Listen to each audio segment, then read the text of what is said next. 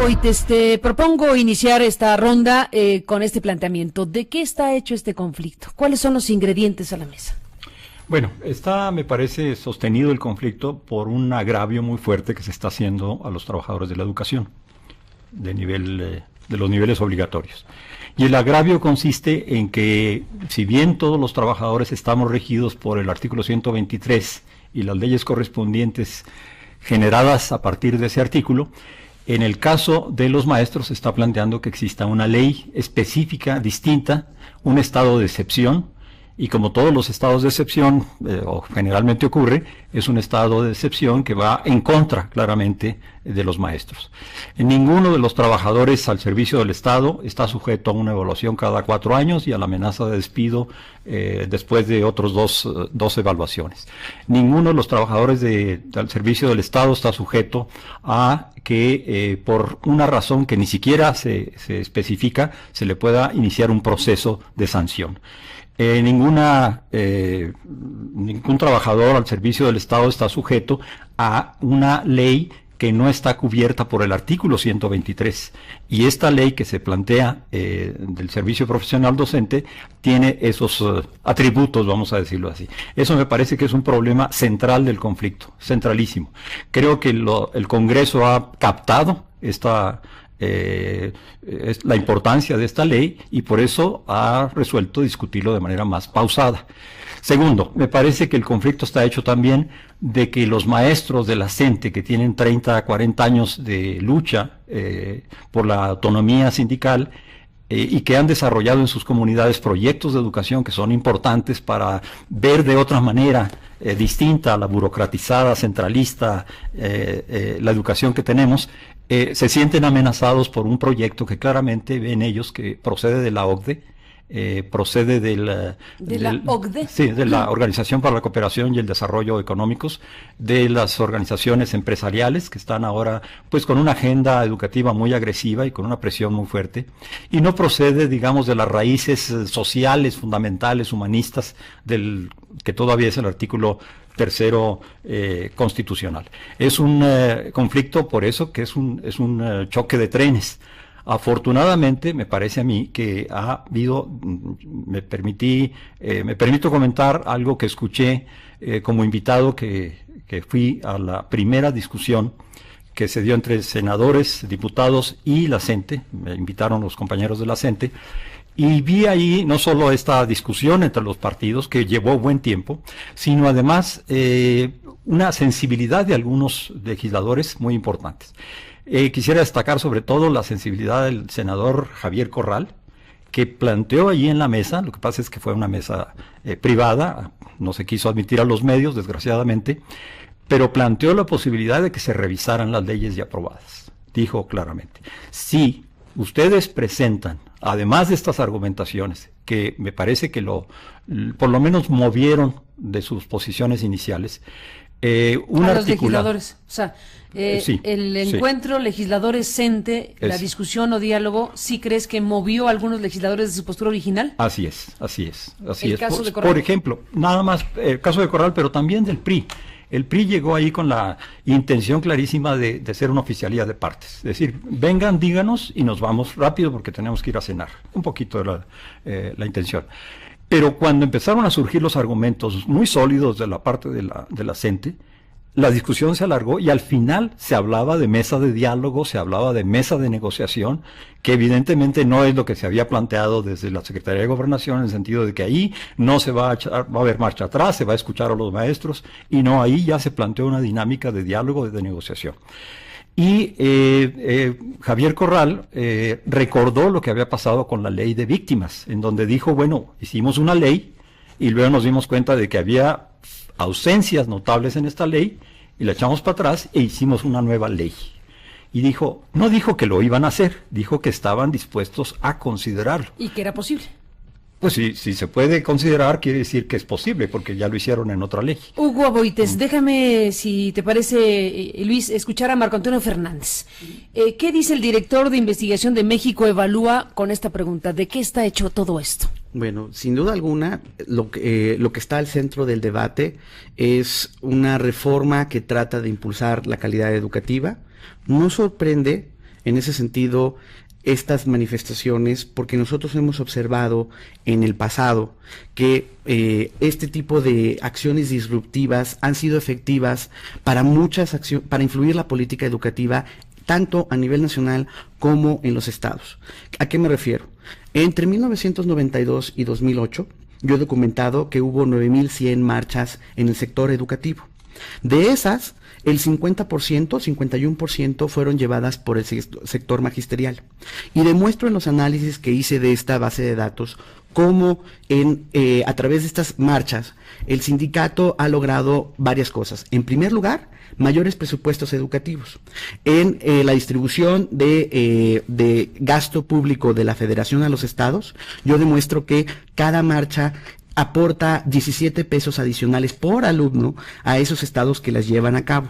He documentado cómo muchas de estas marchas se han traducido en la caída de secretarios de educación en los estados, Baja California, por ejemplo, Tabasco, etcétera. He documentado cómo precisamente al inicio de la descentralización de la educación en 1992 se hizo la implementación de carrera magisterial y por estas presiones se logró ceder posiciones clave en la administración de este programa al punto en que muchas de las secciones sindicales en el país hoy son autoridad educativa, son juez y parte porque controlan la forma en que los maestros entran dentro de carrera magisterial. La reforma educativa que se está planteando y que se está discutiendo sí representa en este sentido una medida institucional que pone en peligro estos usos y costumbres dentro del sistema educativo. ¿Por qué? Porque ahora sí se plantea que haya un ingreso al servicio docente a través de una evaluación, una selección de los miembros sujetos a una evaluación y que esta evaluación sea acompañada por ejercicios de formación y de actualización docente, y si después de 3 ocasiones el docente sigue sin demostrar su capacidad frente al aula, lo separarán del aula. En el caso de los profesores nuevos, en el caso de los profesores que están en funciones, no van a ser despedidos. De hecho, serán transferidos a funciones administrativas. Creo que uno de los problemas que hemos analizado en México Evalúa es que no se explica qué son estas funciones administrativas, no se ve cuáles van a ser las proyecciones presupuestales, las consecuencias presupuestales de, por un lado, mandar a gente a ser administrativos, sea lo que esto signifique, y por el otro lado, contratar obviamente maestros que son sustitutos de los que fueron transferidos. Bueno, pues ahí está. Luis Hernández Navarro, ¿cuál es tu reflexión y análisis? Mi primer punto de partida es que hoy el conflicto está atorado alrededor de la pretensión de aprobar la ley del servicio profesional docente. Pero curiosamente, la reforma que se aprobó no contempla una ley del servicio profesional docente. La reforma contempla solamente 2 leyes: la ley del Instituto Nacional de Evaluación de la Educación y las modificaciones a la Ley General de Educación. Por lo tanto, no hay un mandato explícito de la reforma de crear una legislación específica para el servicio profesional docente y tampoco hay una fecha. Bueno, entonces, ¿de qué estamos hablando? Estamos hablando de un conflicto creado desde el Ejecutivo o desde el Pacto por México, ¿no?, que metió al país en lo que estamos viviendo, ¿no?, cuando no hay plazos fatales ni hay un ordenamiento específico. En la reforma sí se habla de la necesidad de un servicio profesional docente, pero de ahí no se interpreta que ese servicio profesional docente tenga que ser un nuevo ordenamiento laboral. En cambio, la iniciativa presentada por el Ejecutivo en este terreno lo que hace es retroceder la historia del país 100 años atrás.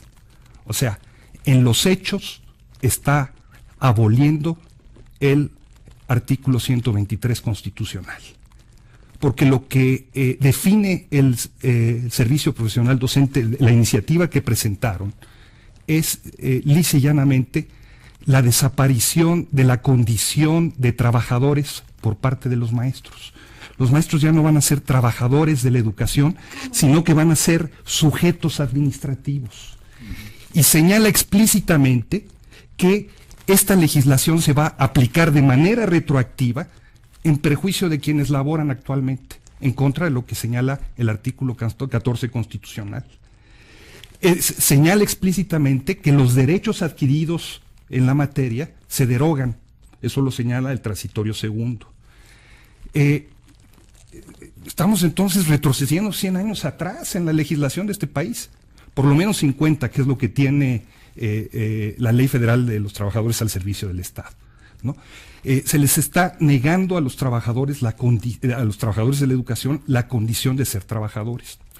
Todos los procesos que tienen que ver con ingreso, promoción, permanencia y estímulos alrededor del proceso, son procesos que ya no se van a poder tratar de manera bilateral, son procesos que la autoridad impone verticalmente, y de tal manera que los tribunales laborales donde se dirimen tradicionalmente los conflictos de esta naturaleza desaparecen y en su lugar se crean tribunales administrativos. Puedo seguir con toda esta retahíla de barbaridades que se están definiendo.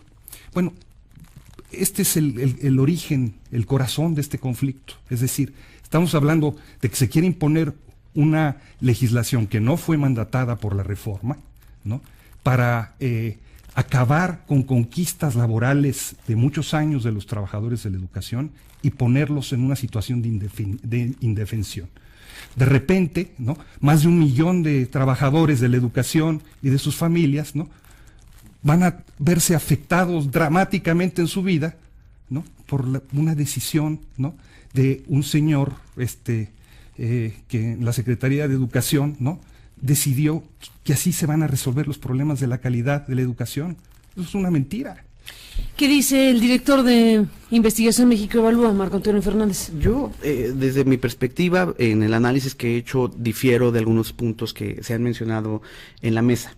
¿Cuáles? Precisamente, hace algunos días te escuchaba en tu programa y llamabas al público a que nos pusiéramos en los zapatos de los maestros, ¿no? Y yo lo primero que también pensé, dije, bueno, también nos tenemos que poner en los zapatos de los niños y de los jóvenes que se quedan sin clases. Y aproveché, hace un par de días me habían invitado a una mesa también de análisis sobre la reforma educativa, no se podía entrar, era en Televisa, no se podía entrar, estaba el plantón de la CENTE, y pues yo me fui al plantón de la CENTE a platicar con los maestros, para tratar de entender mejor sus puntos de vista sobre qué es lo que están defendiendo o por qué se oponen a la ley profesional de servicio docente. Ellos establecen, por ejemplo, que debe ser derecho para todo aquel egresado de una escuela normal que se le dé una plaza docente.